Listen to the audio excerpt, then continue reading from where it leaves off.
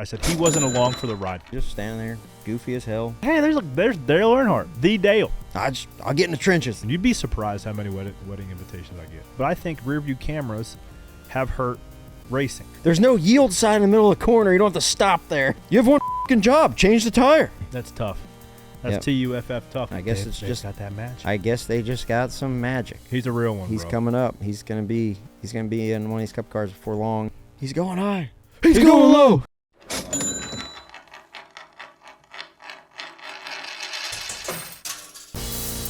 Stacking them deep, selling them cheap. It tastes like gasoline, rubber, and victory. We're just out here stacking pennies.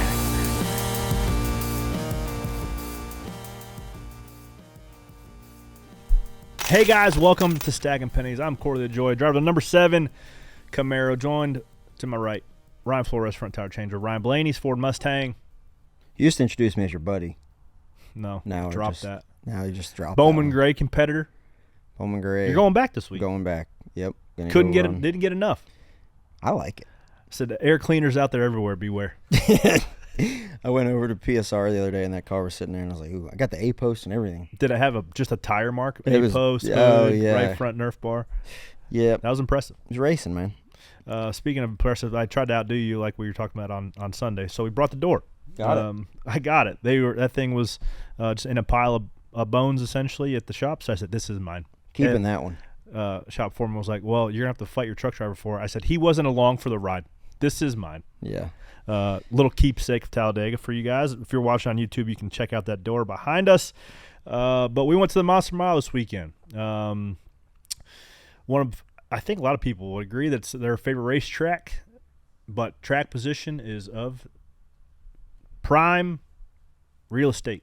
I think the racetrack itself is my favorite. The infield is my least favorite. Well, there's a horse track in To it. navigate the There's infield, gravel and just like gray. It's kind of like anti-seize on your feet. you can't get in and out. But big up to going to one race there a year. Dude, it was I was packed. listening to the teardown, and they made a good point.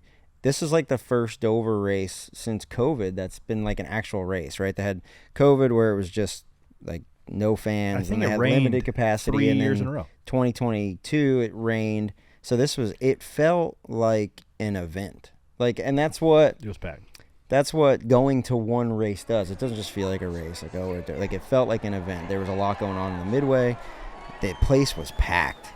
It was absolutely packed. the atmosphere was awesome. And then I think one of the gifts and the curses of that place is there's only kind of one way in and out.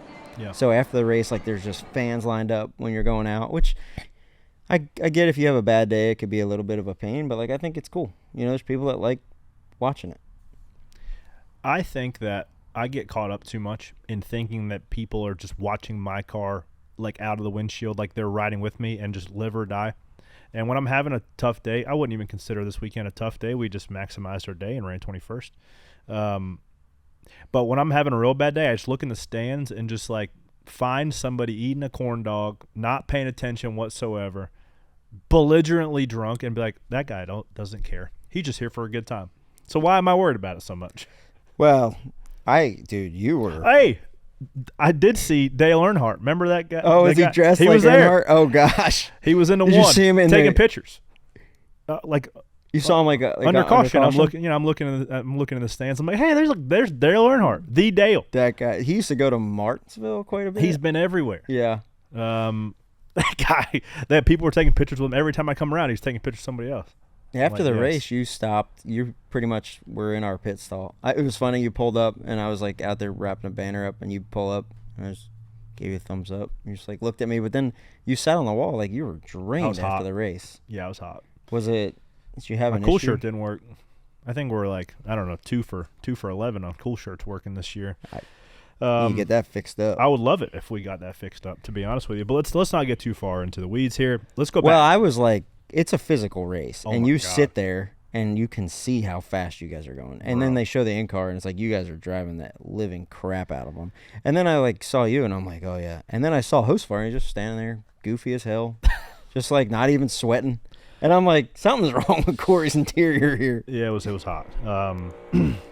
So that place is I think that's why everybody loves it so much, because it is the most It's the most wear and tear on your body. There's the most G load, vertical and lateral, because it's got a lot of grip. You're hauling ass. Even though one random point, I saw that the ARCA Series fastest lap was faster than the Cup Series fastest lap, but we'll leave that there before we get down into the weeds with that. Practice. It seems like it's always it's always everybody kind of like excited for practice because it's the fastest laps on the track all weekend. And it's like you just gotta go straight out there, and your first lap on the track is gonna be your fastest lap you run. So like, get right to it. Mm-hmm. Yeah, it definitely wakes you up, especially if you're in a Group B. You're standing there towards the end of pit wall, which also I was legitimately standing right there looking up when Kaz absolutely just yard sailed that thing. That was a large hit, bro. Large. There was nothing. The Rick Ware team was like 4 or 5 stalls down. I looked, watched it, heard it, right? The crunch and the eerie silence of the slide. And I looked over, and all those guys are just like, oh, no. Dude, that's a long – I saw Jerry Kelly the next day, who is like a competition director over there, and he was like, you know me. I'll get in the trenches. And he was in the trenches. I saw him over He said – he was telling me the amount of work that it goes in. He said, shout out to Tommy Baldwin for having our backup car, really close. But he said the good thing was the car hit square. Yeah. And it didn't mess up any of the shocks. So they were able to take the shocks off and put them right on the other car. Like, they checked them, obviously, but they were able to run them. But he said that it's, seat, interior. You got to go get a dry, what the gearbox, the gearbox, transaxle. You got to rent one of them, and then it's a lot of work still. And they said they were there till like 7 o'clock that night, just thrashing. So there was a bit of concern. Guys were cording right fronts. It's not unusual to see your first set of tires at Dover laying rubber down to see cords on the right front, but it was marbling up real bad, and everybody was looking and pointing that like it was going to be another Bristol 2.0. The marbles when I got there Sunday morning, I was like, oh, boy, because the marbles on the tires looked exactly like Bristol. Rolled up, kind of stuck to the tire. I was like, here we go. And then, so it was cool. It was fairly cold, 49, 52, somewhere in there. And the track wasn't taking any rubber. It was just green as it could be for both practices, and the lane was super narrow. On the bottom? Yeah, just because the marbles kept tightening up. Oh, yeah. Saw the 71 back in the fence, saw a couple guys spin out. The track was super treacherous there in practice. Then you turn around and go to Q, and everybody's wondering, is it going to play out like Bristol? We need to build some compliance in this thing. And then sun came out, 85 degrees or whatever it was, 82 degrees, and it raced fine. It was back to the normal lay down rubber like we know over the entirety of a green flag run, and it's just we saw a little bit of mix up in qualifying. Is it more intense there when you unload off the truck for practice, or is it the most intense, or is it more intense at Bristol? Dover. Yeah, that's the most intense practice session all year. Yeah, because that if you can, all it takes is one slip tire in practice or Q, and you're just gonna. What about Texas? Is it the same way, or kind of easy? Is there anywhere that is? I guess my question is there anywhere that is as intense as Dover practice and qualifying? No, that's the top of the list for just the amount that you have to, in scientific terms, sack up at Dover. You have to bring the sack. Yeah, full sackage. Full sackage. And you can't even bring enough sack. Well, hope you brought enough. Probably didn't. Well, if you bring too much, you can end up like Kaz. Yeah, he had a little too much sack, actually. So we qualified 25th. That was kind of the pace that we thought we had. We didn't have a ton of fire-off speed. And that place is notoriously hard to pass. So start the race, and it is just an absolute battle from the drop of the green, 3 wide on restarts, trying to block, trying to put yourself in a good spot, in an offensive leverage spot, making sure you put other guys in bad spots. You were passing a lot of cars at the start. They showed you and Ricky? Was it you and Ricky kind of going through the field, or who? No, you and the 9. Yeah. The 9 was following you. Yeah, let's go. Mowing them down. Yeah, we were. We drove to, I think, 21st. Felt good about that. Then we came down. We had a tough stop, came out last car in the lead lap. Now you have a couple backup guys because your guys are on the 5 car, so you have a couple pretty green guys pitting your car. Yep, So and it showed to be Jack expected Mann a and little rear bit. changer are new to our team. A little bit longer stops, a couple different times than what we'd like. Sparks got a bit fire in the radio. All clear. Keep fighting for us, bud. We'll try to pick our together in here. Well, I mean, there's like you got to know You your just can't- situation too because they're young guys, right? Yeah. And it's like if you can yell at them and it could go the other way. You know, Yeah, you got to right. have their back. You got to have your guys back in battle. Yep. So, and for a car like ours, right there in mid-pack, gaining 2 spots or losing 4 spots on pit road is the difference between staying on lead lap, fighting in the top 15 the rest of the day, or being in the trenches on the back end or like in the freaking lucky dog position with guys on your door, guys running into you, and could never quite get across that bubble. So stage 2, we were going to not quite throw a Hail Mary, but we were going to try a different strategy. If we do the same thing as everybody else, we're going to run just the same as everybody else. We're going to run 24th, 25th all day. So it actually ended up being the right call. Thing is, the instances in a cup race now are so small. The margins are so small. An incident on lap, whatever it was when Ricky spun, we'll get to that in a minute. Whenever Ricky spun out in the 3rd stage, that messed up our strategy that we committed to halfway through stage. Yeah, because you We ran went long. No, Knowing you're we were going to go down a lap. 2. You're going to go a lap down anyway. We're if gonna you go. don't. We're gonna go. Yeah, we're gonna go lap any. If we pit with the leaders, we're gonna go a lap down. So you run. We And go ho- long, as long as we can to the fuel light, which is when low fuel pressure comes on. You can flip your switch and make it a half lap or make it back to the pit area essentially, and then you have enough to make it to your fuel window. You're gonna wave at the brake, then you're gonna make it to your fuel window in the 3rd segment, and then have a really long run at the end. So. Stage 2, I think we led 30 some odd laps. Yeah, you were leading for a while. Tires were old, so I was running the top to try to keep the momentum up. Our car actually was pretty good for what it was, how old the tires were, and I was in a pretty decent spot here.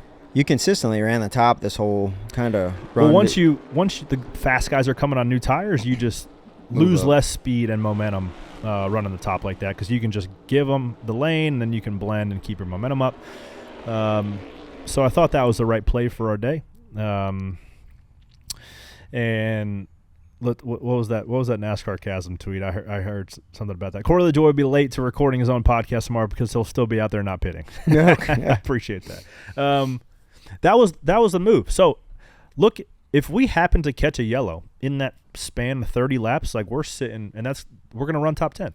Dover's known for having cautions, and we had a bunch of cautions yesterday. And then especially pit cycles, green flag pit cycles at tracks like that tend to They don't cycle all the way if around. you have a wheel fall off, you have like with 47 happened where he blended and got in a wreck. Like, all it takes is one instance where if we catch an instance like that, and a lot of those leaders that pitted are stuck a lap down, they have to wave. We legitimately run top 7.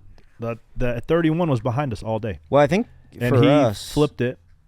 He went long on the 3rd stage, caught the yellow, and ran 8th. we were in front of the 5 and the 11. We were running 3rd, no worse than 4th. We led early, and then we got short pitted like 2 laps. They pitted like a lap or 2 before us, and we lost like 5 spots. It's what put us behind the 5 and the 11. I don't know that's what lost us the race, but it's what lost us some track position because you just have to be on the offensive so much like that. Yeah. Then you turn around later in the race. We were the first ones to pit, and the caution comes out. Yeah. And we were the lucky dog, but it still Then you hurt got our line day, up, so. tail end, and all that. But that's the difference. And the 11 team passed the 5 on pit road, and it was like the 24. They were fast. They had a pit road incident, and that put them behind. You just have to be so perfect all day. You can't lose any track position at all, even if you have a good pit stop, right? If you get short pitted by 1 lap and you get behind that guy.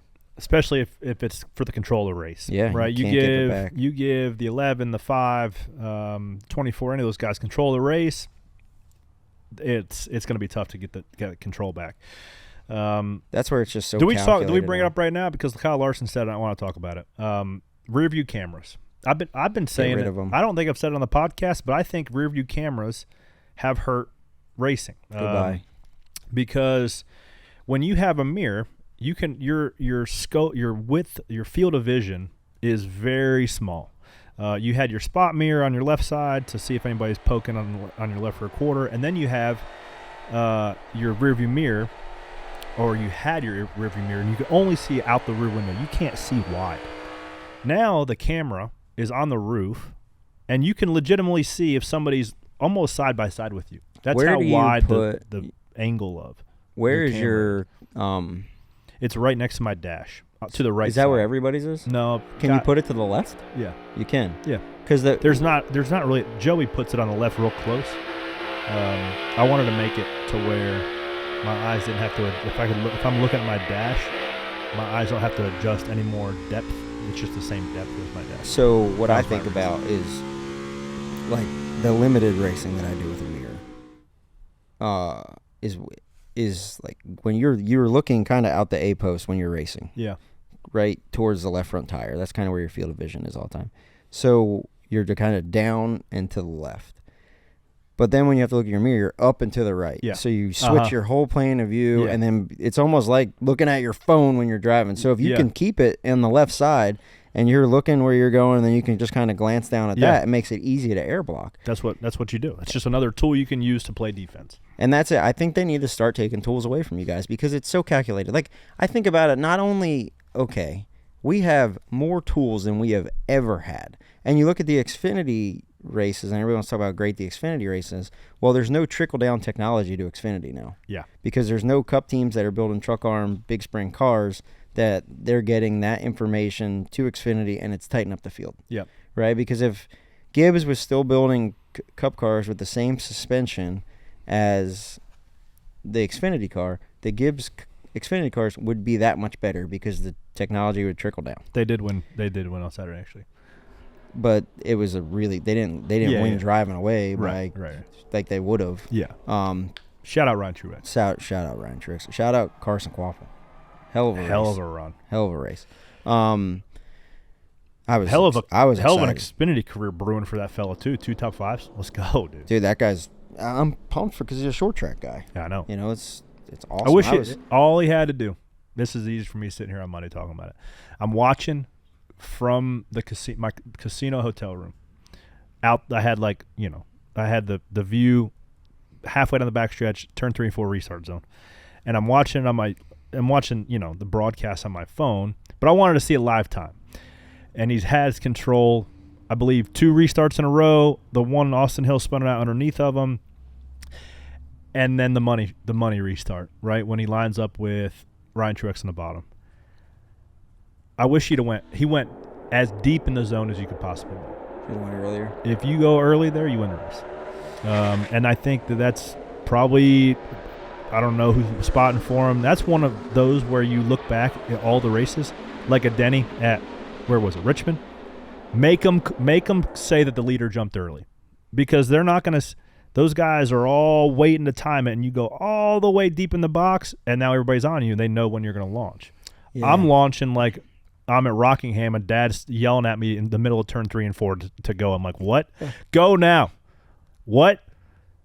Hit the gas and start. Like, it was that early. Go. Just go. Okay, just go. And you just go. And then you catch everybody sleeping. I think I did notice Denny launched a bit early on that 1-2, and I think it might Bro, it looked bad from where I was sitting. I didn't know, but I was like, I hope he was the control car. He was. You can if the guy in the bottom doesn't get a good launch and get some wheel spin, it looks bad, but that's a pro move. You go early. NASCAR's not going to make the call if you go 3 feet early, and everybody's still warming their stuff up, clutch in, cleaning the motor out, and then all of a sudden the leader goes, "Oh, see ya, deuces." Back to the point though, we got on that Xfinity tangent by trickle down technology, but we have too many tools, right? Like, the fact that last week when the 11 car got out of shape and hit the 42 coming to pit road, and Chris Gabehart goes, "Hey, I see your steering wheel's a little bit off by the data. You want us to fix it?" And they know exactly how many flats to go on the tie rod to get it back. Yeah. Right? We have too many tools. Start taking I'm on the team side. The team and the drivers are never going to want you to take tools away. Yeah. But take them away. The more start with the progressive, mirror this week. dude. I'm with you. I am team no rear view cameras. You can legitimately see everything. You can see everything that happens behind you, and you can peek down at it, and you can move the lane. You can cover as much as you want. You don't even really need a spotter so much. So if we take that away, it would put the race back into it would put the drivers in a less defensive prone position, because you wouldn't know in the middle of the corner. You'd have to look from your point, look from the left up to the top, and you're not going to do that. And make it easier to miss it. Yeah. Yeah, I mean, he's going high. He's going low. Son of a That's exactly. I don't know. Like, it's definitely not helping anything. It's an easy fix. Unplug them, pull them out. Yeah. Let's move on. And it's just, yeah, like you said, it's an easy fix. It's too many tools, and let's get back a little bit to what we should be. All right, for those who are watching us on YouTube here, we have some more video clips. Let's get right to it. So there was a little bit of beef, apparently, between the 48 and the 5. 48 having a good run, up there in the top 5. Much appreciated, 5 car. Race, he's not going to pull over for you. You got to go earn it. Let's go. 5, elbows up, let's go. Dudes aren't going to give you all day. You have just you've done awesome. Drive like an asshole the rest of the race. Stay locked in. Come on, let's go. Evan, just let me drive the race car. All right. Clear by 5. Good luck. Kevin Hamlin. And so Kevin, backstory, Kevin Hamlin works for Alex Bowman. Yeah. Like he if you order an Alex Bowman t-shirt, I think Kevin Hamlin sends it. I know this because whenever we powder coat the sprint cars, Kevin Hamlin comes pick them up. Yeah. So they're pretty tight. But he was keeping them honest there. He was mad at the 5-car aero blocking him. The 5 is running for the stage win, I believe. He's mad at the 5-car aero blocking him, and he's bitching about it. And Hamlin says, "Go up there and pass him. He's not going to give it to you." Yeah. And then he tried to pep talk him, and Alex told him, "Shove it." Yeah.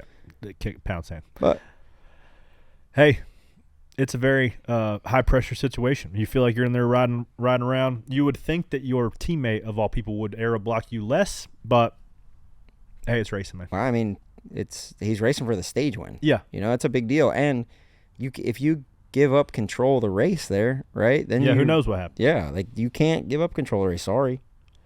Aero blocking is frustrating. It seems that it's super frustrating for you guys. Yeah.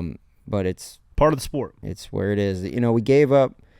If you watch the Xfinity cars, they can't really run next to each other. You saw Austin Hill bust his ass late in the race. You can't run next to each other, or else you'll spin out. And you can manipulate the air. If you're behind somebody, you can pack their left rear quarter and make them loose. You can do things like that where you can't do with this car. But what we changed is we made these cars be able to run side by side now. Yep. You can run tight with each other side by side, but you can't run behind somebody.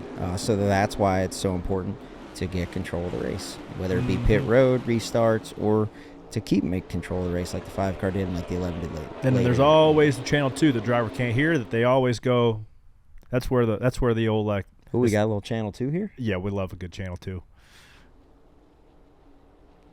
Whining about a teammate racing him for the win. Like, shut the up and drive it. Yeah, I know. He's our guy, man. Well, Blake Cat is back. Blake Cat is back. So, hey, it's easy to sit here on a not pressurized situation on a Monday and listen to it and be critical of it. It's not anything new to notice. Like, the 48 hasn't won in a while. The 5 and the 9 and the 24, those guys have been on heaters. So there's a little bit extra pressure there. They've had a good car. They're in the top 10, or top 5, contending for a stage win. Let's not read too much into those guys being fired because, hey, they see it. They can go get it. I like Blake had the maturity there to calm the whole situation down. Yeah. Right? Like, Kevin's a little frustrated because Alex fired back at him. Yeah. Kevin comes on the radio and kind of voices what he's seeing, and Blake just says, "Yeah, man, that's our guy. And reel it back in." He didn't yell at anybody. He just, "Hey, that's our guy. Moving on." Yeah, that's it.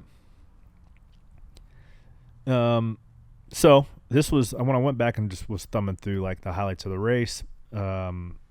The 11 team continues to put their driver in positions to win. This is at least the second or third race. I think back to Richmond when they got in the lead and got him control. They, again, put him in control of the race, and Denny got up on the wheel and got her done. 48 in the 5. 48's in the tough spot here because he's in lane 2. He doesn't have any choice because the 11's just going to keep taking. And once he's got the nose in front of him, he just gasses up and kind of takes it. Yeah, I mean that's the biggest difference this year. I think That's close.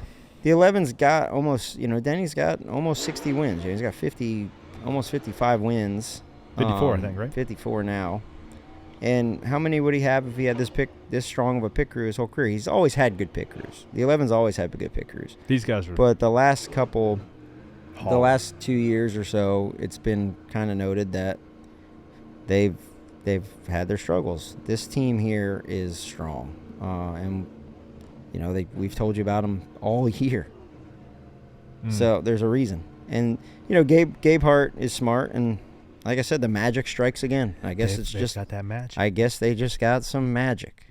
It's definitely not hard work and all those guys making the details right. Having some of the best guys. Joel is great. They're Jackman, and Dylan Dow's one of the best guys. I mean, he's a multiple-time champion of the sport, but it's just that magic, man. Can't explain it. It's not the details or building fast cars or qualifying good and having a great pit crew puts you in position to win. It's just magic. The magic, man. So like I mentioned earlier in the show, the 47 crashing, leaving pit road was what essentially took our strategy that we were banking on playing out and going long. Kind of made it a push. I thought we could have netted about 4 or 5 spots, maybe made it back on the lead lap if this instance doesn't come out. But the 4 just came out a lap or 2 earlier. The 4 is trying to get a big run on the 99 off the corner, and the 47. It's really dirty down there. You're in the gas, trying to blend. That little bit of apron kind of tightens up and goes back to the left more than what you think, and the 47 misjudged it, and the 4 was a bit lower than what he expected. Right here, you're trying to push the gas down. Oh, dang. That's all it takes. One little mistake like that, about a foot too high. That's a tough look. A little bit too aggressive, leaving pit road, and that can end your day. We'll see out of the windshield of the 1 here, right behind the 47. I don't know. I don't see any fault of the 4 car there. No, he's on the racetrack. The 47's blending. The 47 also can't see that. He can't see that the 4 car's coming like that. He can't. He can see that he's coming. He can't see. He doesn't anticipate him coming that low to finish the corner. I don't know if the 4 was doing that to just pinch those guys off too.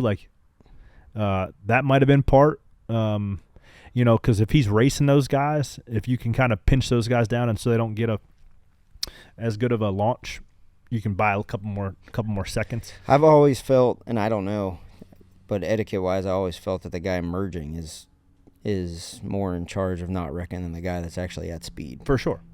So that's why it's called yield. You yield. There's no yield in a traffic circle. We do need to put a yield sign out there. Yield to traffic. When I remember being younger, working for Jimmy Blewett at the racetrack, and he told some guy one time, it might have been Dave Michaels at Wall Stadium, there's no yield sign in the middle of the corner. You don't have to stop there. It's golly, it's always stuck in my brain. But the one thing that I didn't get to see was there was I saw them all coming by wreck, but there was a big wreck on the backstretch late in the race. I never saw what happened there. Re-racked it. Right, everybody's on. Some guys wave, some guys are on tires. A little bit of a mix-up. You've got lap-down cars. You got lap-down cars in front of lead lap cars from guys that had the wave because it fell in the middle of a sequence, and you have the 11th place runner above Wallace, 24 car, trying to make their way back towards the front. And this we're seeing the aftermath, but this really started into one because his teammate, not teammate's fault necessarily, but the 45 sees a lap down car in Zane in front of him. He's going to put him in a bad spot. He makes a 3-wide bottom on Zane. Zane's in the middle, and the 23 car's on the outside. So now he's up kind of in the middle of the racetrack in dirty air trying to get the power down. Bro, you're right in the middle of that. I was right behind it. And I was like, watch out. And I just watched Bubba. Sorry, Bubba. See you later. I gotta find I'm Bubba. in my mirror right now trying to block Ross. He's going high, middle, this, that. Oh, yeah. And I just stay to the wall here because it's going to self-clean. The banking on the straightaway is huge there. So the 71's in a bad spot. Trying to score a little tight. 23's tight in his door. And that the hole closes, ends the 23's day. Ends the 24's day, ends the 20's day. 20's had a rough stretch, bro. What? Oh, big lick out of the 24. Holy cow, right in the side of the 23. Yeah.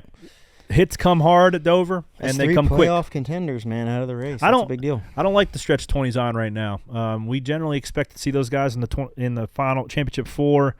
I know this is early in the season. We're only 11 races in, but that you giving up a lot of stage points, giving up a lot of playoff points this early in the year. That's what has always gotten those guys deep into the playoffs. So I know that Adam Stevens and Chris Bell, they have the potential to win each and every week. Particularly we go to Kansas this weekend, they're always in the hunt. But it's tough to really right that ship when you feel like you can't do a lot of things right. That 20 car's been watered up the last couple of weeks and it has not been good. But somebody who's been pretty adamant about this car and not being a huge fan of it is KFB. He had some comments after the race. Let's see what they had to say in the front stretch. The aero blocking is just so bad. It's so bad. And everybody knows it and uses it as a defense item. And we lost the straightaway to the 19. That's what frustrated me the most is he was slower. He was slow and just would not give me an inch in order to be able to get by. About wrecked us twice off of 2.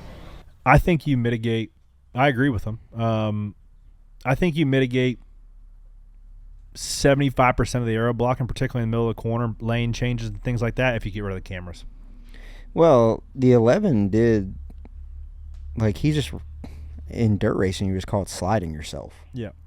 He just would go in there, middle, and just slide to 3/4, and then when the 5 car had to cross back over the wake, he would just be. He couldn't generate momentum. Well, when you have to cross over the wake, it seems like you lose turn. You have to get back out of the gas.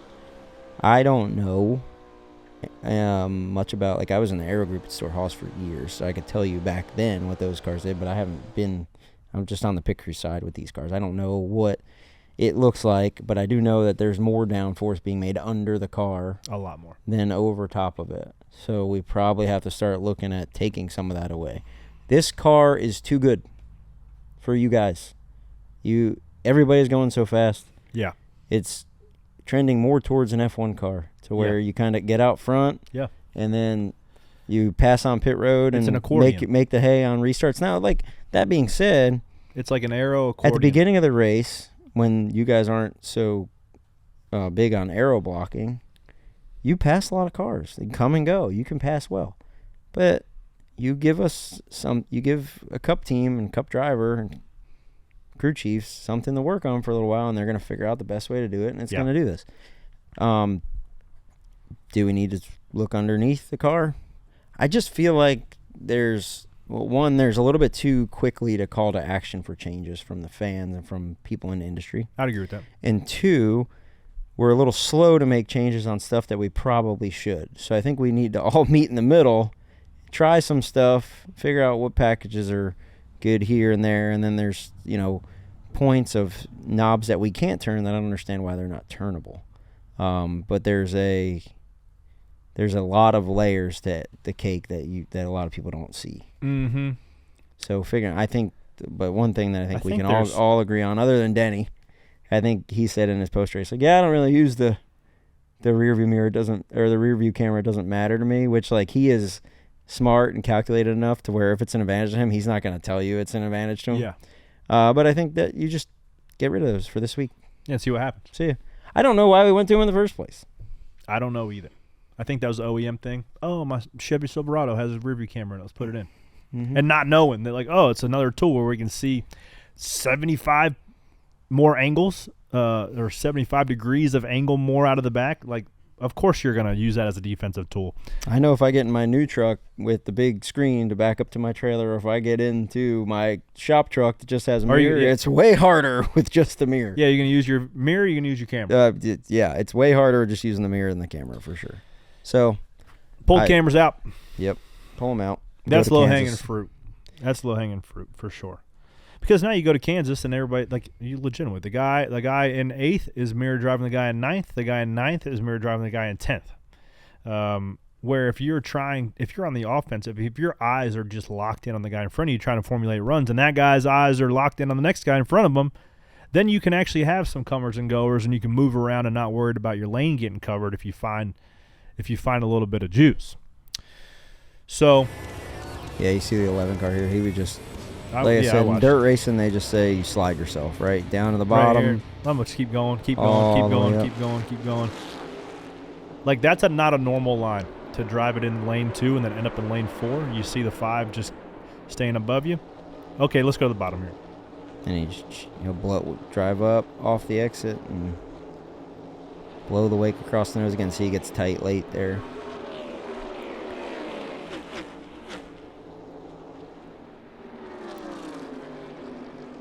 So the 5's trying to show his right side. And it seemed like the last, I don't know, I watched it for the last 5 laps maybe. The 5 kind of committed to the top and trying to make hay up there, and the 11 just kind of committed to that 2.5 lane entry all the way up, slow, lazy, kind of fade to the top. Fade to the top, exactly. And that was enough.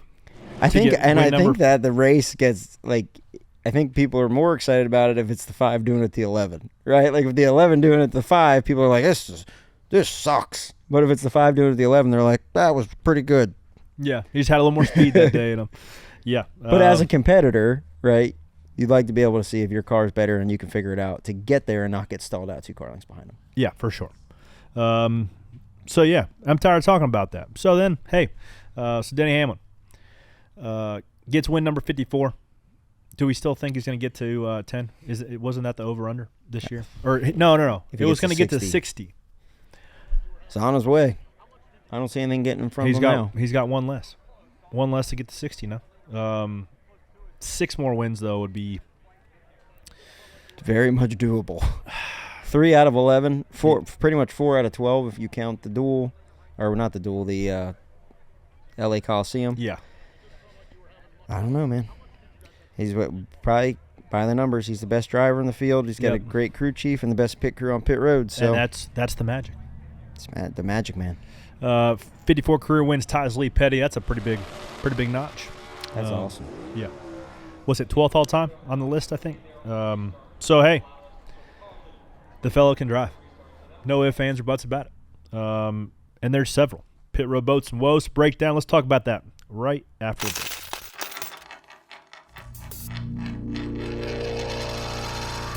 Join Todd Goyne and myself each week for NASCAR Inside the Race. We'll break down exactly how the race was won.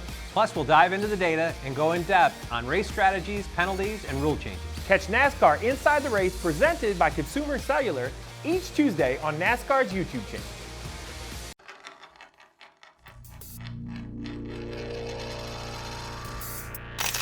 All right, guys, welcome back for some pit road boats and woes. I didn't see much of these. Because you don't really get updates from pit road boats and woes on the NASCAR app or in the broadcast, breezing back through it. But there were several. What do we got? Yeah, first was a 45 and a 43. Corey Heim did a good job, dude. Yeah. Wow. Gets hit getting him in his pit stall. He was doing a good job all day. Whose fault is that, Corey? Who do you blame that on as a driver? Crew chief of the 45. Crew chief of the 45. So the 45 should have checked up a little bit. I feel like the spotter of the 40 of the 45 needs to know who's right around him. Needs to relay that to the crew chief on channel 2. 43's crew chief Dave Ellens. I think he wasn't there calling the race. Joey Cohen was there calling the race. So essentially somebody who's not very comfortable or not doing it very often. But he was in front of the 45. He was on the highway. He's getting the ticket. On the highway, the 45 is getting the ticket. Yeah. I feel like that's crew chief. And a combination of spotter on channel 2 telling them 43 is pitting. The 40, I don't feel like the 43 can do anything there because you're just banking on when the 40. Like under green, we had the situation where the 47 was the pit stall behind us and they were there, but it was quite apparent that they were going to be done as long as they didn't have an issue. Mm-hmm. So it's kind of easy to understand that under green because you just have a couple cars around you. Yeah. Not everybody's on pit road at the same time. Under caution condition, the 43 can't be paying attention to what the 45 is doing 5 stalls down, 4 stalls down. But yeah, that's a good point about I think Knowing it's who just you're a pitting racing deal. The bummer is it's such a sensitive area that it hurt the 45 splitter. So it inevitably made them tighter, Yeah. I'd say. Didn't help it. So, bummer. Yeah, but shout out to Corey Heim getting plugged into that thing this week. Did a good job. He was ripping How the top. about being like, hey, your first cup race and you drive an STP colored 43. Yeah, Good no luck. pressure. Yeah. It was cool to see Eric Jones at the racetrack this week talking about it, though, as well. So hopefully he's back soon. But I think Corey Heim's going to do him a good job in that 43 car. He was rolling this weekend on the top. Not sure what happened. If he got back, I don't know where he finished, 25th, 6th. I don't know where he finished, but, I mean, it seems like some of the young guys when they first get in the Cup Series, it's like they run better right off the bat because you don't know what you don't know. Yeah. And it's like, just then you go slip for a it. tire and stick it in the fence. Like, oh, okay, let me back her down a minute. Yeah. I wonder too why we're making a push for truck guys as fill-in guys as replacements. They're just like not pulling any Xfinity guys. Is Corey Heim not an Xfinity guy now? He's like a part-time Xfinity guy for Samuel L. Hunt Racing. I don't know. I mean, they took the Xfinity guy and put him in the 4 car. Yeah. Yeah, but you just see more. They're just going towards truck guys. If you could pick an Xfinity guy to fill in, who would it have been? Well, it depends. Well, just no allegiance, no sponsor, no just one Chandler guy. Smith. Chandler Smith. Yeah. That's good. Yeah, he wheels. And he's got some Cup experience, too. I'd pick Ryan Truex because I like his hair. I would love to see Ryan Truex in a Cup car. Big again. Ryan Truex Jr. fan. Yeah. Shout out to him. Big dub catcher. All right. Next whoa. The 20 car. What are we doing here? Okay. So, good move on them. They obviously have an issue on the left front. Lugging up Blake Houston, where they had a little bit of if you have a little bit, okay, I have a tough time at places like Dover, the way the car's set up, pulling the left front sometimes. So if it gets jammed a little bit, your jackman is so fast now, you're just putting the left rear on and you're not checking off on the front. You're anticipating that front being tight and right. Being tight and right. But you have to, if these elite jackmen, some of them, you can just rush back to the jack and hit it. But we have these open mic systems that we've all talked about, the intercom system. So I don't know if carrier Jake or Blake had, called a check or called a wait. But Darrell comes back to the jack handle hard, drops it. The lug nut's not on there. Good news is they stopped them. They backed it up. They got it tight. Nobody got suspended. They didn't have to re-pit.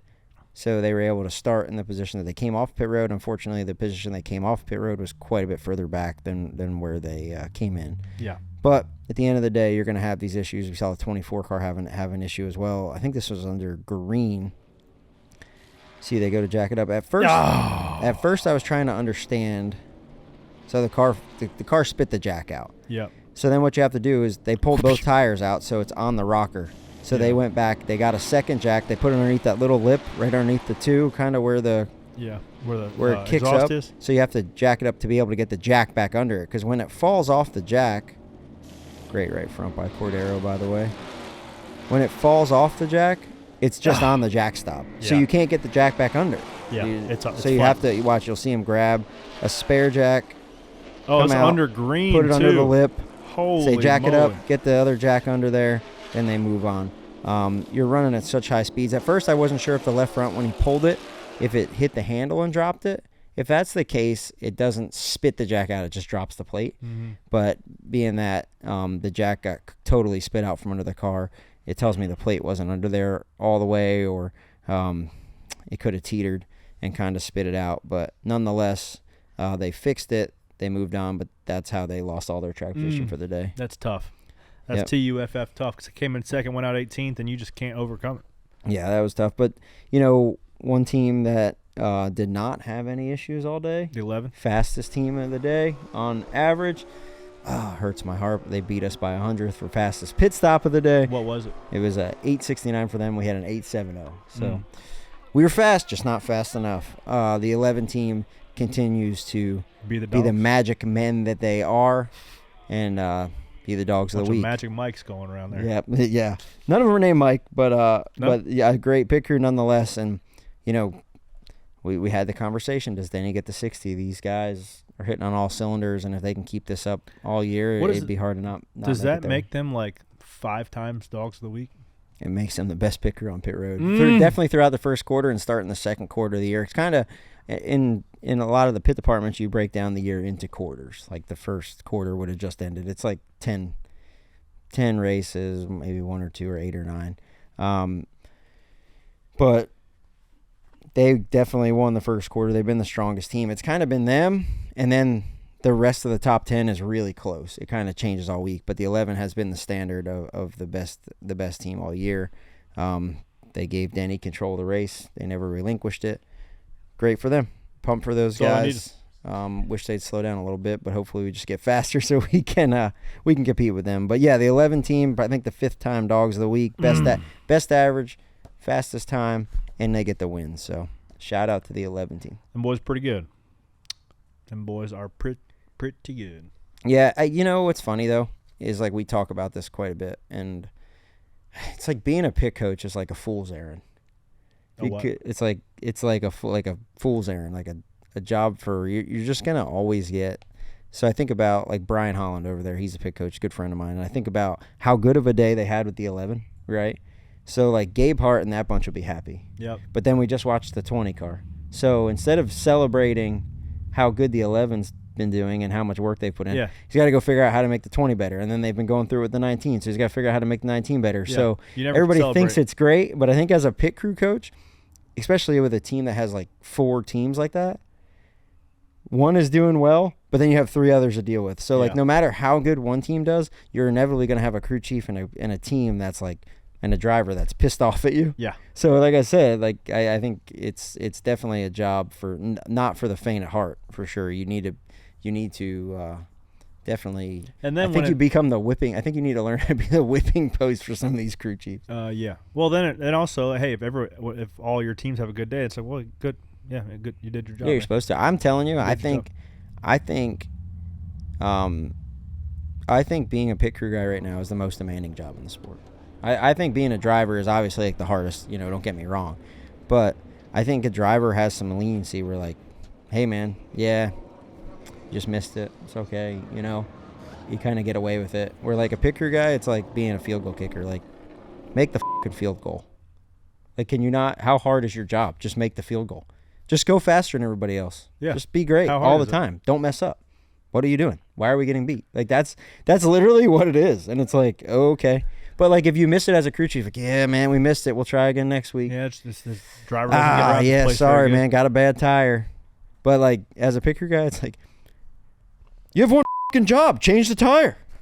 Yeah. Like, okay, in man. 8 seconds, dude. How hard is it? Yeah, I mean, how hard is it? But yeah, that's where you're at. But it's a job we signed up for. I wish they could just dub in some violin music in the background. I don't feel bad for me. I feel terrible for you. I feel bad for the drivers when they're just like, man, it is hard. Yeah, man. Guys, just got to get the car better. Yeah, it doesn't make this thing go faster and turn better. And you have but by the way, load this thing up and go get on my plane and fly home. Actually, I'm gonna go back to my bus and shower first. Then I'm gonna get on my plane and fly home. You guys, you got some brake dust on your face. Maybe you can clean it up once you get off done eating your soggy sandwich on your plane. Hope you get a middle row. That Italian soggy sandwich on the Bird this weekend was delicious, bro. I didn't eat it. Our pit coach has been getting us Chipotle. But we baited, so the 9-car guys were on our plane. That's a whoa. That soggy croissant honey baked ham sandwich, bro, is a whoa. You get a pretzel bun sandwich sometimes, and they're dry and soggy at the same time. I'm like, how is this even a thing? But what is going on? But nonetheless, hey, another world problems, man. On your private plane. Another thing that happened this weekend on pit road, shifting gears a little bit, the ARCA race. Did you see? I hope it was Steve-O. Steve-O is the guy. It was pretty much Corey's crew chief. I don't know if it's Steve hard to or say. Not. He's got a baklava fixing the right rear quarter panel of Carson Quapple's ARCA car. Legitimately takes the aluminum pit sign. This seems to me like a Steve-O situation. This is something he could have learned right here at the Joy seating. For sure. That doesn't look like him in the helmet. Yes. Oh, yeah. Get the big – yeah, well, the quarters ripped off of the 82 car, so they – I think he had a right rear tire go down maybe. Yeah, and the carcass ripped it off. Or he got hit. Yeah. But yeah, I mean, you find a way. I get that question a lot. What makes a good racer? And to me, it's somebody that finds a way. And then they put some black tape over top of it. And looks good as new. Never know anything worse. It's like an inch or two longer, so it's definitely got better side force. They know what they're doing. Sometimes damage repair, you can make it better than it was. So Carson was he was the fastest car in the ARCA race, but through a little bit of attrition, but also getting better each and every run. Connor Zilich, that kid, you're going to hear that kid's name a lot. Dude, I saw him at Millbridge 2 weeks ago. We went out there and just pounding the top, made it into the dash and just hauling the mail. He's a real one. He's coming up. He's gonna be in one of these Cup cars before long, and he'll be a name to remember. Yeah, he is. He's very good. Guys like him, guys like Brent Cruz with all the tools of the OEMs. With Connor's a GM guy, Chevy guy working with Josh Wise. Connor Zilich's fire suit has like 4 different Cup teams on it. It does. He drove a truck for Spire. Hendrick, Spire, Trackhouse, the Ganassi's probably. Who knows what's on there? Everybody's wanting a piece of that fella. He won the 24, won Sebring also in the LMP2 car, so he wheels. Good for him. He wheels everything. So he's going to be excited to see where his career goes. Keep an eye on that fella. Now we got to keep an eye on these penny fruit dogs.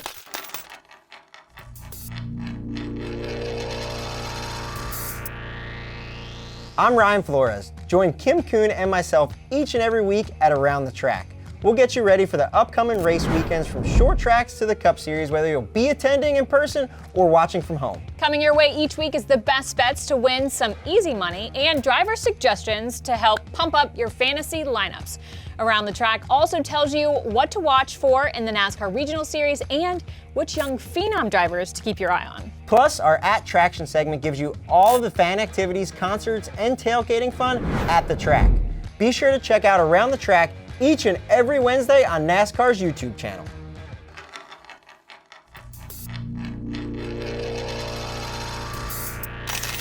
Let's go. Got a couple good ones this week. All right, first one. People saw Kelly on pit road before the race. You guys had a little baby moon in Dover. We did. Kelly and I went. We left the kids with mom and dad, so appreciate them watching that. Not often do you get a parents' weekend alone. And what do you do when you do that? Absolutely nothing. Yep. We napped. We went to see a movie. We sat in the hotel room. We just sat in quiet. It was actually quite nice. Dinner. Had a couple nice dinners. Went to Rehoboth Beach, actually, which I like it there. Did you go to JP's? No, we went to like Henlip Oyster House or something. It was banging. We need so the first penny. There was other people in there that weren't Cup drivers too. We need an update on the new expected baby. How is Kelly? So that was probably the last race she's going to go to before the baby comes. She's 33 weeks. Levi was 5 weeks early. Jensen was 2 weeks early. So I think we're anticipating her going early at this one. Hopefully that puts it around Charlotte weekend again.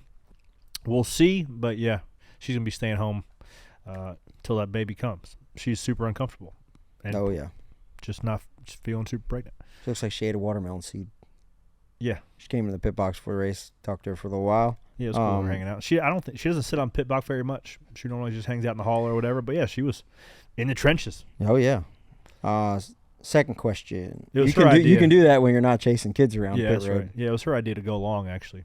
Yeah, that's good. Yeah, she told Sparks we need to go along here and lead some laps. Smart. Get on TV. Smart. Maybe bring her every week. This is for you, Skip. What is your week like running business, powder coat business, and changing tires? I keep the first thing. The first thing's changing tires. And then the guys at the powder coat business do a great job kind of running the day-to-day of the shop. So I just make sure the billing and everything's done. And I think NASCAR has me working harder, whether it be here at Stacking Pennies or on Tuesdays at Around the Track. So, but number one thing is to be a good tire changer. So that's what I work on the most. Okay. Last one. This is a tough one. I was thinking about this. Is Ryan Newman a Hall of Famer? I don't have stats in front of me, so I don't know. I'm not prepared for this question. Yeah, I don't think neither one of us have stats. Is Greg Biffle a Hall of Famer? I need to look at the stats. I need like to look at Biffle's stats and Newman's stats. It sounds like Jeff has something to say here. Biffle's now a nominee. I know that. Which I can get down that. I can get down that because Mike Trower's better than all of them. So put Mike Trower on the ballot and take all those other guys off. But anyway, Who's Mike Trower? look him up. Best picker guy that's ever lived. We'll get The ultimate dog? The big dog. He's the Hall of Fame dog. He's in the Hall of Fame, though. But we only put in drivers and crew chiefs. So moving forward, I don't know. I don't know the answer to that. I worked for Newman. I think Newman was great. I think he was good for the sport. He won in, I think, every division, even modifieds, all the way up to Cup cars. I'd have to look at stats, but I'm a big Newman fan, so I don't want to give 23 years in the Cup Series, 733 races, 18 dubs. No championship. He finished second. He's made over his career. Obviously, the team made this before they even stopped counting. What one was that? 2016, maybe $87 million. Yeah, it's quite a bit. I think you have to look at stats when you're talking about Hall of Fame guys. There's the stats you have to look at without the names attached and differentiate what's the bar in which you have to meet to make it statistically, but there's also the impact that you make to the sport, progressing the sport while you're either in a car, off the racetrack, and then when you're done driving as well. But that's why they have a board. That's why I have a lot of people informed making those decisions. Biffle had a shorter career, one more win. I don't know. I mean, Biffle and Newman's careers are comparable. Yeah. So I wouldn't say particularly Biffle left the sport a better place than Newman did, or vice versa. I think they're very comparable. Biffle has a truck championship. I'd give the nod to Newman just because he, from his flips and his crashes, he's added 3 or 4 more roll bars to the cars. Yeah, hey, he has. Yeah, safety-wise, I'd say that. And I think everybody else that has a roll bar named after him in the cars in the Hall of Fame. I'll say this. On that alone. If I'm starting a race team and I need somebody to come in there and make my team better, I'm bringing Newman and not Biffle. Yes. So I don't know. But that's an uneducated opinion. Who's your penny stackers this week? Several penny stackers. A lot of Quarter of the Joy merch walking around Dover. I guess that's like home, familiar territory. Being up the Northeast, a lot of people coming down from the Northeast. Definitely my home sold track. Sold out of merch this week again. They're adding some stuff. But some guy comes up, hey, man, and hits. I was like not even ready for it. Are you ordained? As no. Well, we just got engaged and we want you to do the wedding. I was like, whoa, dude.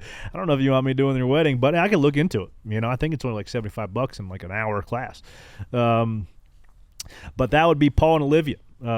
So congrats to them on getting married. They said they're gonna send me a wedding invitation. You'd be surprised how many wedding invitations I get. Really? A lot. Just gonna show up at one random one. Dude, I really want to. Yeah. Would love to show up. Keep sending your wedding invitations. Maybe I can send me your registry. I'll buy you a nice little gift. But Paul and Olivia, congrats to y'all. You like weddings? I like it when I have nothing to do with it. I've been the best man in a couple, but it's fun just going and, you know. Nobody loves weddings more than Joe Logano. See a big wedding guy? I freaking love weddings. Yeah, he'll dance. I remember my wedding, he was just dancing the whole night on the dance floor. What else you going to do? That guy, I don't know. I just like, that's a weird stat, but yes, he loves weddings. Loves love. He does love love. Jim from Northeastern Pennsylvania, also Penny Stacker of the Week. Appreciate you guys. Continue to give us love for the show. Was wearing a Quarter of the Joy hat in the Worth tent over there. There was like a meet and greet. They had a bunch of Worth employees. A lot of Worth people there this weekend. My Worth fire suit was sick. It was that's white. That's one of the best looking cars. Oh, that it's 12 great. Worth car is gangster. Dude, our fire suits are sweet too before the race, and then after the race, it's just filthy. Yeah, the white ones look good. I'm like, and I'm 10 out of 10. I'm always the dirtiest guy on the team after the race. Well, you were that to start the race too. Because I'm just working. Still working, man. Yeah, you're coal from mine. New Jersey, so you're always dirty. And also, hey, shout out Mike Joy for giving us didn't name the podcast on the broadcast, but at least said, hey, listen to Corey's podcast. He says sometimes they like to be a little bit off in left field with strategies. Thanks, Mike. I know you're not going to listen, but it's called Stacking Pennies. Appreciate the shout out on the broadcast. He's going to listen to Harvick's because it's Fox deal. Yeah.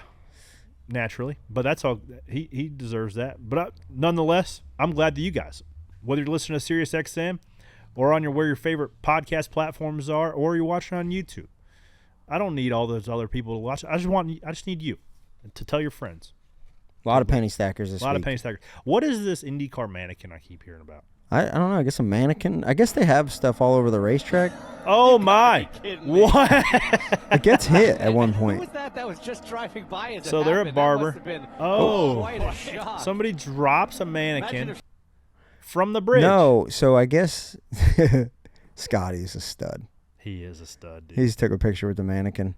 Yes. Had to meet the old girl even though she nearly ruined my race. What if it wiped his wing off? Oh, my gosh. Imagine if you're just driving open and you get hit with one in the head. I guess they have. So I asked pit coach Sean Reineman. He's the IndyCar pit coach this morning. I guess they have at Barber like a bunch of stuff like that all over the racetrack, like a giant spider in the infield. It's tough. I like watching IndyCar races, but we race at the same time. It fell. Yeah, nobody threw it. It fell. Yeah. So yeah, I heard that's a quirky joint that's got a bunch of weird things all around, but yeah. It was funny whenever it landed. How far is that from Talladega? The shorts just fell not right very, off. right? Yeah, not very far. Maybe they just pick. Maybe they go and do the all the stuff they find in the infield at Talladega last week, and they bring it over to Barber and hang it up. Maybe that could be what it is. I talked to him last week at GM. He was there simming. Maybe we can get him on the podcast. We've never had an IndyCar fella on the podcast before. Well, yeah, we'll see. He's at Penske. Scott, hey, come on over. It's BS on Stacking Pennies in the Nonsense Garage. What else we got? I think that's it. Would SVG get mad? Would that be? He's not an IndyCar guy. Good point. He's an Aussie guy, though. Is he New Zealander or is he Aussie? Don't get it wrong. I don't know. I think he is Kiwi as well. Yeah? Yeah. They're built different. Which, just for everybody listening, if you call the guy from New Zealand an Aussie, it's offensive. Rumor has it. He said it'd be like calling an American Canadian. And I understand that. That would be fighting words. La joie. It's French. You came your family came down from Canada. They did Nova Scotia. Yeah, so. But not no more. Claim that no more. Canadian out of here. American. Look at that flag over my left shoulder. America. Oh, glory. Anything grind your gears this week? Nope, I'm good. I am. I'm gonna make you tell a story. You smacking that fruit plate out of your daughter's hand, though. Oh well, yeah, she spilled everything out of. Yeah, it was just one of those days. No, you gotta tell a story. Well, my kid, we had a long morning and we were doing a lot of stuff. We just did a bunch of stuff in the morning on Saturday, and then she spilled a bunch of stuff out of the fridge when she was trying to make a fruit salad, and my natural reaction was just to smack the fruit salad out of her hand too. No, you knocked the drawer out of the. Oh yeah, so yeah, she spilled a bunch of stuff out of the fridge. I bent down to pick it up, and then the fridge door closed. And when I stood up, it knocked down the drawer with all the Topo Chicos in it, and they all fell and shattered. And it was just like, smack the fruit salad. So then I had to go get a fruit salad. Such a for spike the fruit salad. Yep. Not my finest moment, but yeah, that really ground your gears.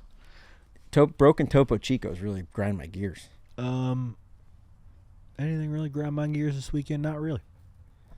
My gears weren't particularly ground. So we'll try to keep I'll tell you what would grind my gears if your cold short didn't work again, because you looked like you were overheating. You're pushing water, buddy. No, I didn't have much water to push. I took the bottle. I drank all the water or whatever mix we had in it, and then just dumped the ice down my shirt. Like, oh, I went over to get you a body armor water, but they were all gone. So I was like, yeah, well, he's beat. So I just rolled up the pit. I was good. Went on with my life. I just need to get my core temp down. Once you get the core temp down, you're good to go. That's all I got. That's it. Good job this week. Going to Kansas. Keep it on trucking. Make sure my dad said Kansas is so flat you can watch your dog run away for 3 days. Yep. That's one of my all-time Kansas quotes. It's one of my favorite racetracks to go to, too. It's going to be a full day of pit crewing. It's going to be a lot like Dover, mile and a half. Mm-hmm. Keep your track position, get up on it, strategy, race, and make sure that you tune into our Instagram. You can win some Arctic for our Arctic Ice Cool Trivia. Yep. You can get @_Stacking Pennies. Yep, you can get this cool bottle right here. Yep. Or you can be watching us on YouTube. Or you can be listening to us on SiriusXM Channel 90. Or you can listen to us wherever your favorite podcast platforms are. Appreciate you guys for tuning in each and every week. And we'll keep stacking pennies, and you keep stacking pennies as well. Goodbye.